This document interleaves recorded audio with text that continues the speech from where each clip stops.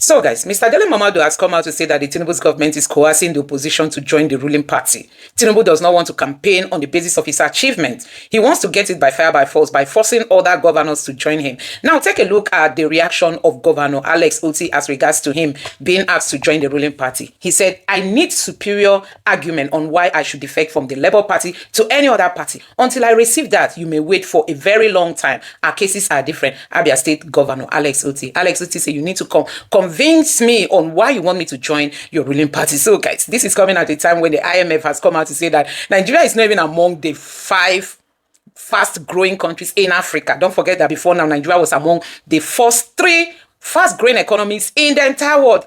Now, Nigeria is not even among African countries. I mean, the first 5 African countries. And Tinubu wants every opposition to bow to him so that he can get back to Aso Rock. Not by achievement, but by forcefully getting back to Aso Rock. Now, I'm going to allow you to take a look at the argument of Mr. Dele Momadu as regards to this. Now, take a look. First of all, before we get to the meat and potatoes of this interview, I wonder how you reacted to the news that your friend and fellow opposition politician and fellow media entrepreneur Ben Murray Bruce has decided to defect from the PDP to the ruling APC party and to, in effect, pitch his political tent with President Tinubu. I saw a note you wrote somewhere where you said you watched it in utter disbelief.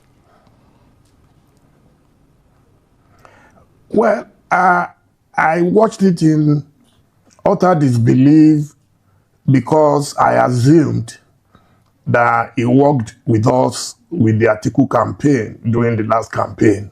That was my belief. So maybe my judgment was wrong. I mean, he attended many of our strategic meetings and all that. But I give him the right, enshrined in the Constitution of Nigeria, about freedom of association, freedom of movement. So I don't have any problems with it.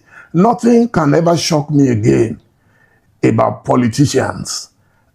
Some people have genuine reasons to move from one party to another, especially if you have some aspirations which you believe will be better served in the next party. But for me, I've seen it all before. In 1993, a few days after General Sani Abacha took power, I think that would have been about November 17th, 1993, there was a meeting a few days after in Chief MKO Abiola's house. And I thank God for my knowledge of Nigerian history. That night, there was a gathering of who is the SDP, the party that won the presidential election fair and square. That night, we saw Nigerian politicians at play, one after the other, be it Alhaji Abubakar Rimi of blessed memory, and some of them, especially Baba Gana Kingibe, who was the running mate to Chief Abiola. They all defected to Abacha's camp. Though early in the morning, I had met with Chief MKO Abiola, and he had mentioned to me that Baba was leaving, but I didn't believe it. That is Baba Gana Kingibe. But by evening, it was clear that Chief Abiola was on his own. It was a case of everyone for himself, God for us all. Since then, I've learned to take every shock or shocker from politicians with uncommon equanimity. So, seeing my friend and brother, a very brilliant, a great orator, Ben Murray Bruce just walk saunter away so calmly into APC. I wasn't surprised. That is where the road is very smooth at the moment. Those of us in opposition are regarded as very stupid and not smart enough to join the rat race. I listened to a couple of governors who decamped in the last couple of days and weeks. Oh, we want to connect to the center. To the center of what? When did politics become the national grid that people have to connect to as if they need electricity urgently. So it's unfortunate, but I know that anyone who witnessed the Abacha era will not be surprised, and we shall see how it will all end. Indeed, but just very, very briefly, so we can move on, is it your sense that the APC is cajoling and coercing opposition politicians to switch allegiance as the ruling party continues to ride high on these defections? Yeah, what you have asked is a rhetorical question. You've already answered the question. It's a combination of cajoling, of coercing, of mesmerizing, and I'm beginning to feel that Nigerians have been jazzed by some politicians because the behavior and misdemeanor do not appear normal to me. It's abnormal. People who have no business whatsoever. Imagine a second-term governor. Where are you running to? What are you running away from? You know? So, for me, it's a combination of so many things. But I believe, one, there are those who want more jollification. So those one will go to where the action is. You know, the federal government of Nigeria is probably more powerful than the American president or the American government. President Tinubu is definitely one of the most powerful democratically elected presidents in the history of Nigeria. And I predicted it on a different platform in 2022 that this was going to happen. And that night, a lot of people fought with me that what do I mean that we're dealing with potential dictatorship. But it's clear that someone somewhere does not even want any competition in 2027. So they will do everything possible to make sure that there are no stronger candidates. And unfortunately, the masses in Nigeria are also hoodwinked very easily. They believe that, oh, you are just crying wolf where there is none.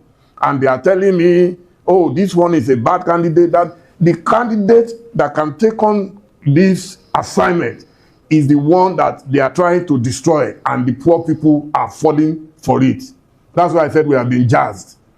It's obvious. Once you see the ruling party attacking some particular candidates, and in this case, Alhaji Atiku Abubakar and my good friend, the former governor and former presidential candidate, Peter Obi, the way they are being attacked, disparaged on daily basis, you will know that between those two, there is something that the government does not want. Well, let me pick you up on that, because you recently asked Peter Obi and other presidential aspirants to play what you called the ethnic religious card in order to defeat President Tinubu in 2027. Well, what do you mean by that? Oh, it's obvious that the ruling government has already turned this into an ethnic battle, and it's going to be a battle of North versus South. That is why when you saw PDP apparatchiks, APC apparatchiks, all of them struggling to insist that a candidate must come from the South, they know that President Tinubu has already locked down the South. And nobody, not Peter Obi, not Goodluck Jonathan, will be able to catch up with him where he is right now. To start with, he has a bottomless pit of resources to pour into this next election. So he has locked down the South. If Peter Obi decides to go alone now, I don't know from which party he can do that. He is no longer in Labour Party.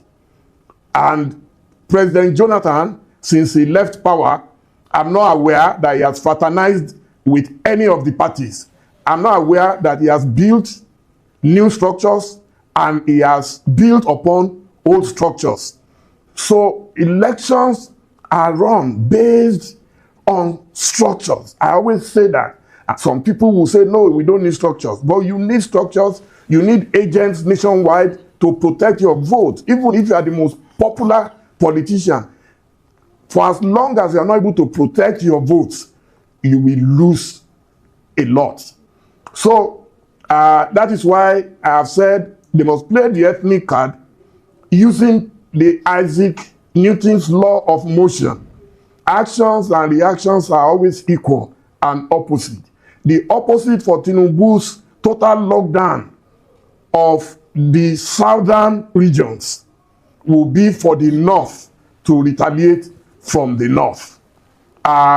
So then, in terms of religion, President Tinubu is already locked in. It's a marriage by force between him and his vice president, Kashim Shettima.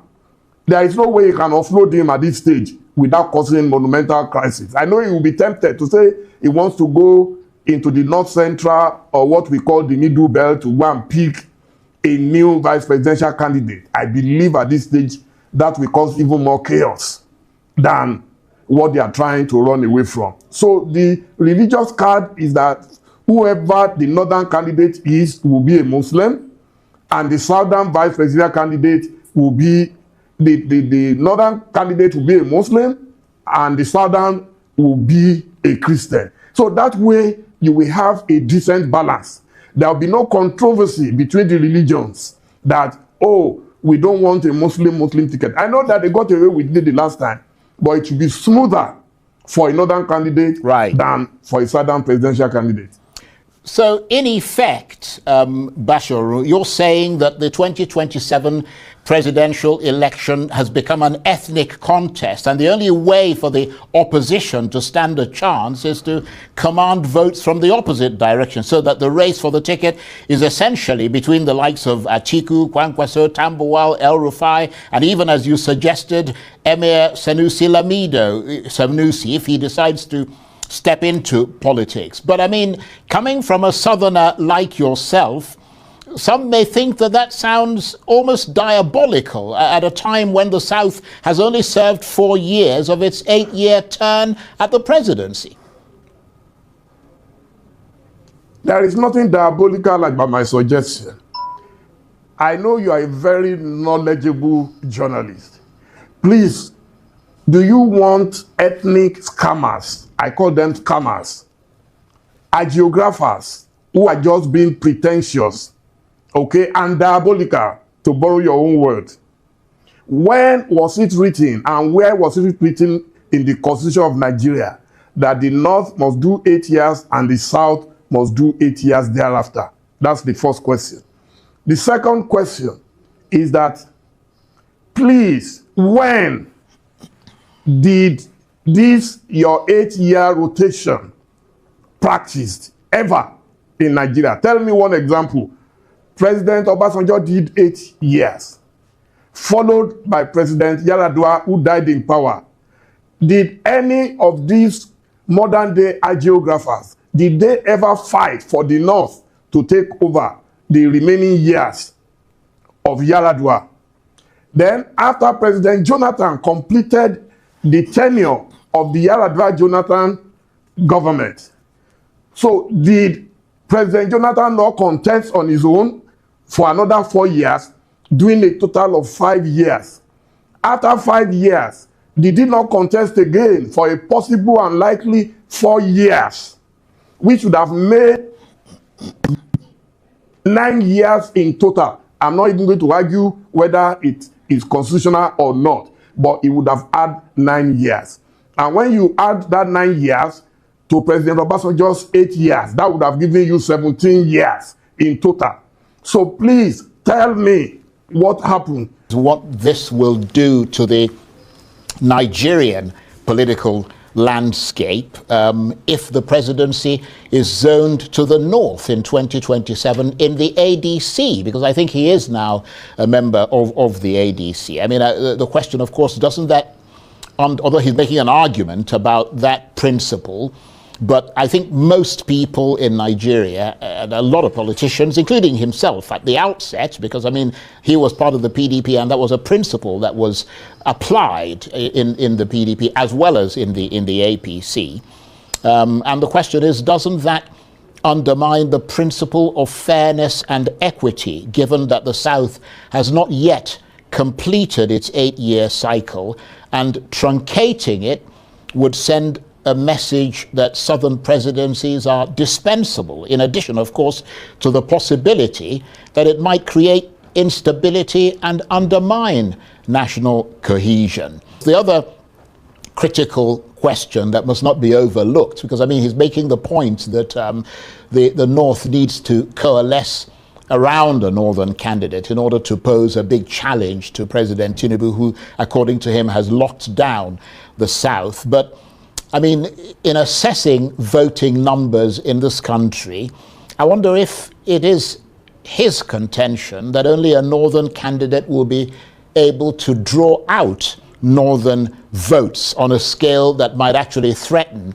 victory for President Tinubu and the APC. I mean, is it fair to say that there are many people in the North who will only vote for a northern candidate? I mean, that doesn't seem to be fair in a country where people have different political persuasions. I mean, it doesn't seem to be a very accurate assessment. And of course, the other thing that is being overlooked is the fact that, well, certainly he appears to be overlooking, is the fact that he's making the assumption that President Tinubu does not have much of big support in the North. And that is not the case, because the APC, which is President Tinubu's party, does have considerable support in the North, with a preponderant number of governors already locked down there. I heard you very clearly, and trust me, for the first time, I disagree with you vehemently.